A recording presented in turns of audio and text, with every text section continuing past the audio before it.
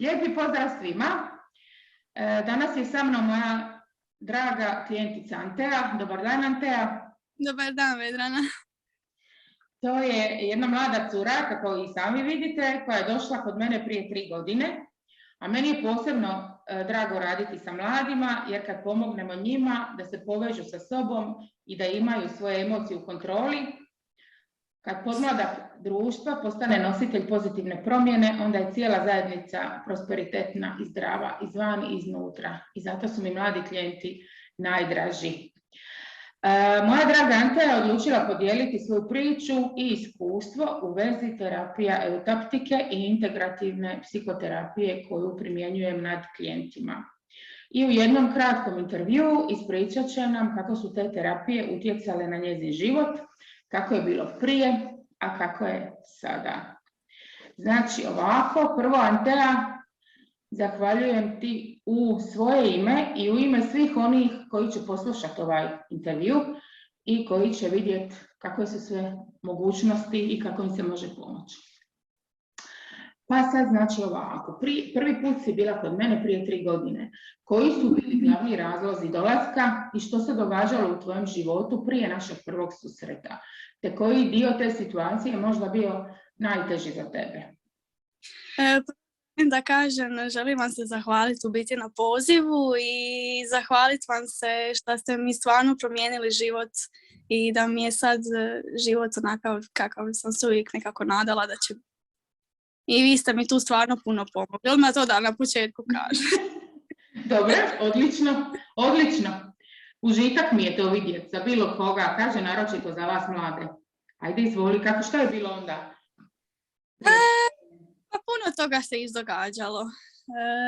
Bilo je puno neriješenih stvari još iz djetinjstva koje su se vukle godinama i se ja nekako nisam našla sebe i s godinama u biti umjesto da se gradim kao osoba što idem starija, ja sam nekako tonila sve dublje i dublje u te neke stvari. I hvala Bogu našla sam vas da to nekako riješimo i da napokon počnem živjeti život punim plućima i da nekako to se sve, da dođe sve na svoje mjesto. Bila sam jako emocionalno opterećena, da se to poslije manifestiralo fizički, dobila sam i OKP i GERB i još nekakvih tako stvari sa želucem, problemima sa stomakom. Bilo je dosta nesuglasica, nekih stvari što su se povlačile još iz djetinjstva, što se nisu bile riješile i to se samo vuklo i vuklo godinama i ja nekako dok sam odrastala umjesto da sam se gradila, ja sam polako se nekako spuštala dole i išla sve dublje i dublje. Dok se nisam na kraju skroz izgubila. Aha, I tu sam kidaš da dođeš kod mene. Tako je, i tu sam, hvala Bogu, naišla na vas i vi ste mi tu pomogli i okrenuli mi život za 360. Super, odlično. A reci mi, Antea, tad si bila kod mene, čini mi se 4 puta. Je li bilo 4 tada? Mislim da da, je. Tako nešto. I šta se događalo nakon toga? Znači, sve te stvari si imala sve te probleme koji su se nagomilali, kako sama kažeš, iz djetinjstva. Što se događalo nakon toga? Kako je tekao nekako tijek tih promjena? Pa, zahvaljujući vama, nekako svaki put kad bi došla vi samo ko da bi to nekako oprali sa mene i ko da nikad u životu to tu nije ni bilo. Ne mogu vam to nekako bolje objasniti. Nekako što sam više prihvaćala neke stvari, što ste mi vi uz pomoć tapkanja to nekako uspjeli da prevaziđem, sve nekako samo se sve preokrenilo. I šta se događalo? Šta se to točno sve događalo?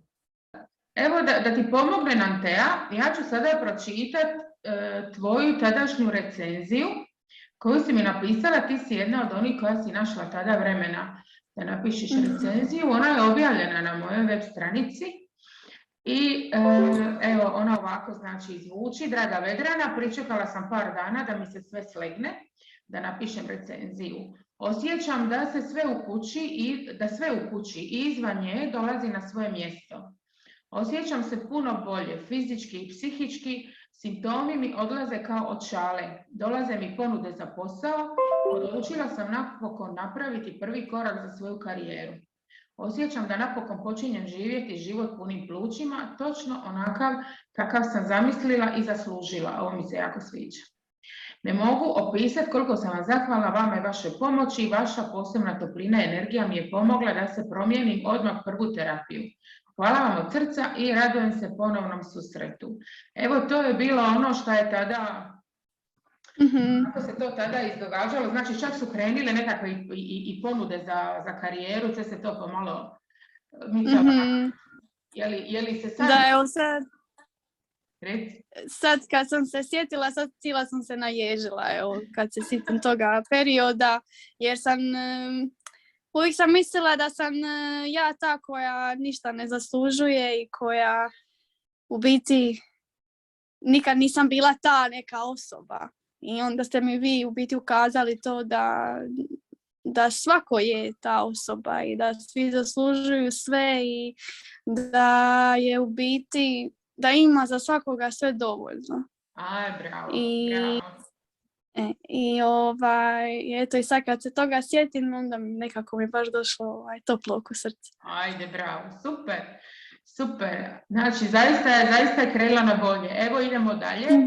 Znači, sad ovako, ovo si već na neki način i odgovorila što sam te namjeravala pitati, ali evo, s obzirom da je to kod nekih ljudi problem, jer možda sami sebi to na neki način stvore u glavi osjećaj, ali meni je bitno da kažeš možda kako si se ti osjećala za vrijeme terapije. Jesi imala nekakav strah od osude, od nerazumijevanja?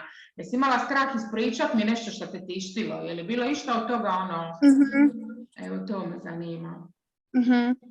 Pa na prvu, dok još vas nisam upoznala, bilo mi je malo muka prije nego što ću doći. Kako ću reći, šta ću reći, koliko ću reći. Ali kad sam vas vidjela, kad sam vas čula, sve jednostavno toku toplinu imate da to... Ja to još kod nikoga nisam doživjela što sam kod vas doživjela. Kad sam vas vidjela, samo sam se opustila i samo je nekako sve išlo iz mene. I nisam uopće razmišljala ni šta govorim, niti šta ne bi smjela reći, šta bi smjela reći, nego jednostavno ste me kužili i jednostavno se nekako išlo kako treba nekim svojim tokom. Super. Znači, bitno je da osjećaš to da nije bilo osude. To je nešto čega se ljudi često jako boje, da će ih neko osuđivati. Ne znam, možda su imali takva iskustva, ali naravno toga ovdje nema, jel? Nema, da. I evo sad smo se srele, ja i ti prije 3 mjeseca, ponovo si došla, život je tekao dalje, naravno, međutim stvari su se događale i ponovno ti je sada zatrebala moja pomoć. O čemu se radilo ovog puta, ako nam možeš onako u nekakvim općim crtama kazati, jel? Pa ja da koji god im neki mali problem imam ili neku dilemu, uvijek mi padne na pamet, a šta bi moja Vedrana sad rekla, šta bi ona, kako bi ona i kako bi meni moja Vedrana pomogla. I to svi oko mene znaju, jer ja uvijek kažem moja Vedrana. Pa sad se dogodilo, mislim, normalno, ja sam se promijenila, život se promijenio, sve išlo na bolje, ali mislim, život mora ići dalje, neke stvari se moraju opet desiti da bi se ja nekako ponovo izgradila, jer sam shvatila kod vas kad sam išla te prve pute, ja sam tu bila super, ja sam se preokrenula, ali i koliko god sam se tu izgradila i shvatila tko sam, ni to nije bilo dovoljno. I shvatila sam sada kad sam došla kod vas drugi put i kroz život sada, da sam to u jednu ruku shvaćala i nekako površno. Tek sada u biti ja idem nekako u srž svega toga.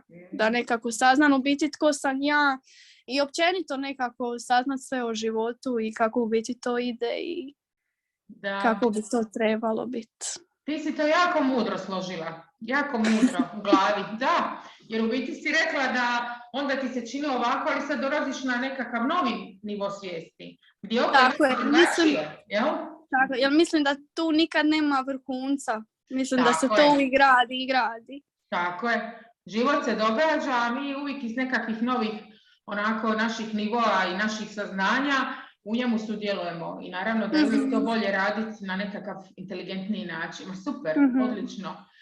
I sada da vidimo, ovaj put smo odradili samo jednu terapiju.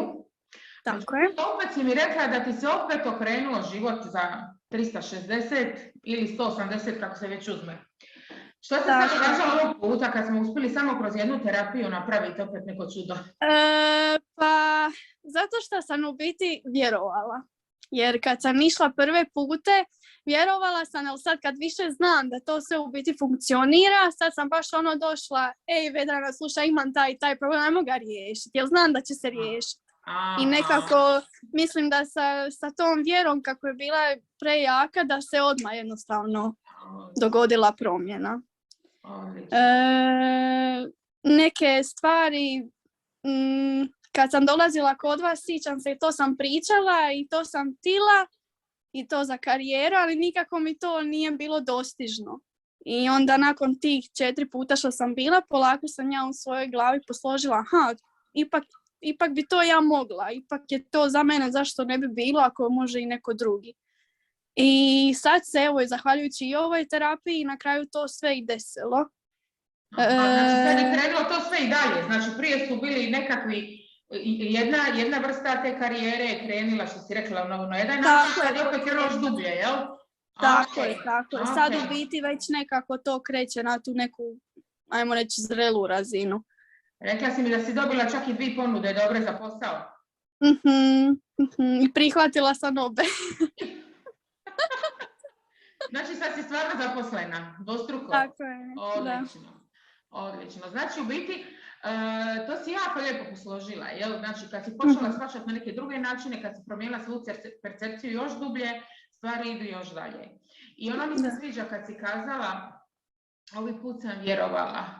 Ali da, ne samo u smislu da ovdje potrebna neka velika vjera, nego sad si već znala kako to funkcionira. Znala si da jedna terapija može napraviti čuda ako prihvatiš sve ono što se može dogoditi. I ti si to prihvatila. I zato se opet dogodilo čudo, jer nakon samo jedne terapije kreće sve napred. Odlično. Da, i zato sad nije to i sad s vama ovdje nekako da pomognem ljudima da se otvore za sve mogućnosti. Mislim da smatram da svi moramo biti otvoreni za sve. I da svakome nešto paše, nešto ne paše, ali ne bi da se sudi. Eto.